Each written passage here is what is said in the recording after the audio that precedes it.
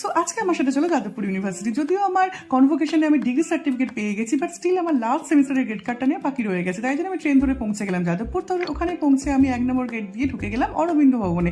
অরবিন্দ ভবনের ফার্স্ট ফ্লোরে যেখানে রেজাল্ট দেওয়া হয় সেখানে পৌঁছে দেখি আমার রেজাল্ট খুঁজে পাওয়া যাচ্ছে না। তারপর আমাকে অনেকক্ষণ ওয়েট করতে হয়েছিল, তারপর সেই কাউন্টার থেকেই যদি আমার রেজাল্ট পাওয়া গেছিলো। তো ওখানে আমি গেলাম, গিয়ে আমার অ্যাডমিট বের করলাম। তো অ্যাডমিটে দেখতে পাওয়া যাচ্ছে আমার লাস্ট পরীক্ষা যেটা থিসিস ডিফেন্স হয়েছিল 30th জুন 2023। তো ওগুলো দেখালাম, অল ক্লিয়ারেন্স দেখালাম। তারপরে আমি রেজাল্ট কালেক্ট করলাম অ্যাট লাস্ট। তারপরে আমি সব সম্পর্ক যাদবপুর ইউনিভার্সিটি থেকে চুকিয়ে এখান থেকে বেরিয়ে পড়লাম। যদিও এখানে আমার সেরকম স্মৃতি নেই, তবু আমি এরকম একটা প্রিমিয়াম ইউনিভার্সিটিতে, টায়ার ওয়ান ইউনিভার্সিটিতে পড়েছি 2 বছর, তাই তো একটু ভালো লাগা থেকেই থাকে এখানে জন্য। তারপরে এখান থেকে বেরিয়ে আমি এখান থেকে এই শরবতটা খেলাম, ম্যাঙ্গো শরবত ফার্স্ট খেলাম। তারপরে এই মহব্বতের শরবতটা যতই জঘন্য মিষ্টি ছিল। তারপরে পৌঁছলাম যাদবপুর স্টেশনে। So thanks for watching.